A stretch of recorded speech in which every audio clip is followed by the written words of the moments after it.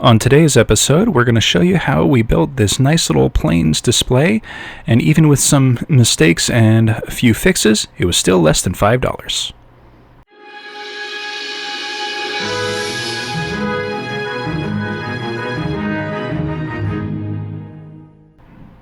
We're going to start things off using a hex shadow board and some off-cut foam pieces. Now these pieces are perfect for making little kind of rocky outcroppings.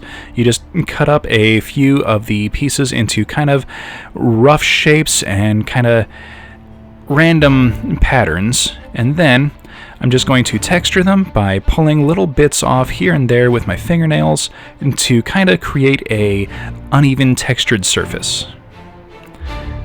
And we're just going to speed things up a little bit because I'm going to do this a lot.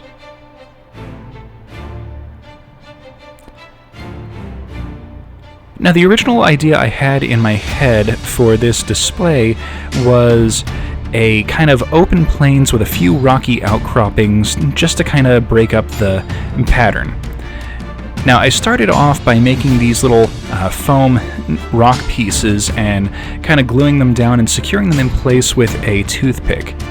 Now at first I thought this was kind of okay and worked for what I had originally intended. So once they were glued down, I just clipped off the extra, and using the rest of the toothpick I made a smaller outcropping in a different spot.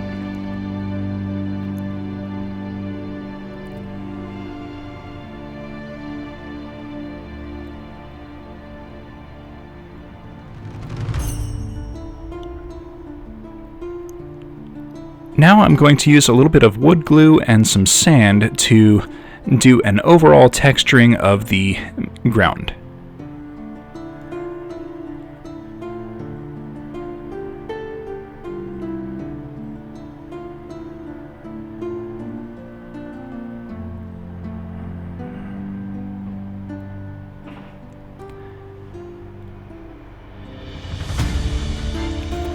Now at this point, I realized that it was not quite matching up to the idea that I had in my head. I tried to add a little bit too much texture using the sand on the rocky out pieces, and it didn't quite work out and it didn't look right, so I decided that at this point it wasn't what I wanted, so I just kind of removed everything and decided to start from scratch. So in attempt number 2, we're going to use some sheets of adhesive cork that I got from the dollar store. This is actually really nice stuff.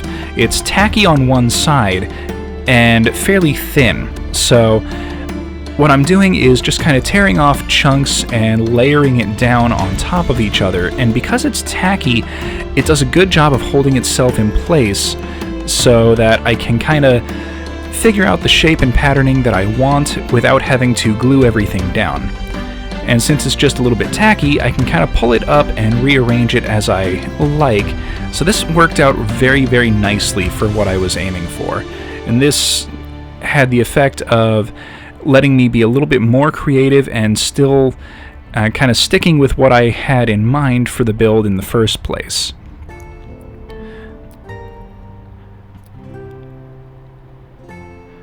This lets me kind of have the rocky outcroppings that I wanted, but without them being too tall and bulky to kind of still have it be a flat plane surface. Then, using some wood glue and some sand, we texture the ground again.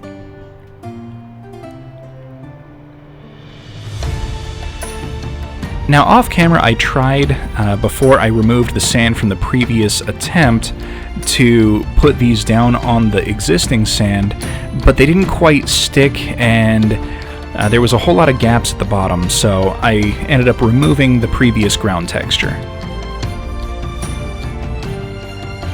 Now I use wood glue. You can definitely use PVA or any kind of white glue to do this. That's going to be a whole lot cheaper, but I like how much the wood glue kind of holds everything in place once it dries.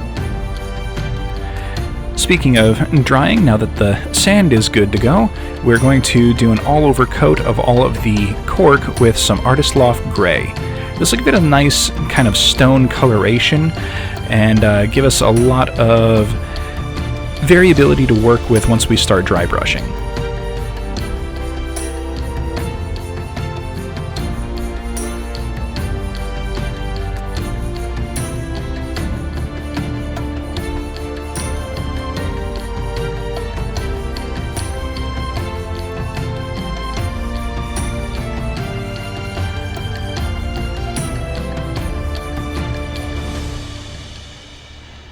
Now, I don't have any ground cover or anything like that on hand, and I wanted to keep this build under $5, so I didn't go out and buy any, but you can definitely add some green flocking to the ground layer just to kind of give it a nice grassy plains, but instead we're going to go with kind of bare sand to give it a kind of high desert plains look. And to achieve that effect, we're going to paint over the sand with some raw umber.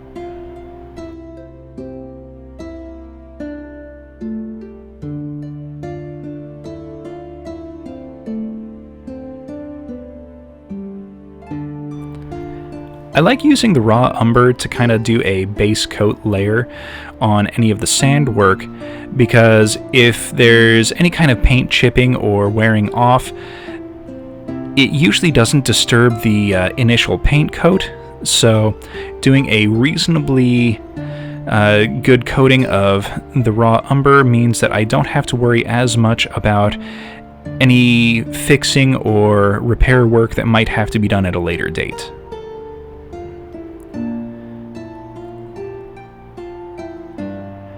Now, I don't water down my paints as much as I could, but that's because on the initial layer, I like to have a kind of medium to heavy coat, because as the acrylic paint dries, it kind of forms a solidified, almost like a plasticky elasticity over the surface of the area, and that really helps to solidify in the sand without needing to use, you know, varnish or any kind of PVA glue to lock everything in. Once that's dry, we're going to follow it up with a medium dry brushing of burnt umber. This will help build up some of the layers for the sand and just kind of help with a lot of the coloration.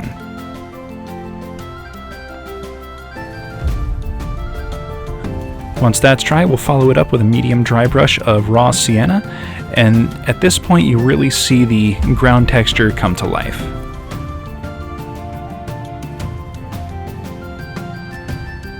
Now that that's done, we're going to do a kind of light to medium dry brush on the edges and a kind of medium-ish dry brush over the entire surface of the terrain using neutral gray. This will really highlight the edges of the cork to kind of create that rocky terrain texture. And doing a dry brush over the sand will help to highlight some of the higher areas of the sand.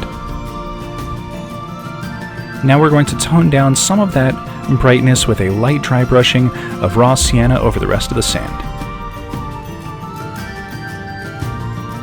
And here we are with the finished piece. Alright, so like I said, it didn't quite turn out the way I wanted at the beginning, but I love how it looks at the end. And we came in under budget at a low cost of $3.50. Alright, so please hit that like button, subscribe for future content, comment in the comments section, and we will see you all next episode.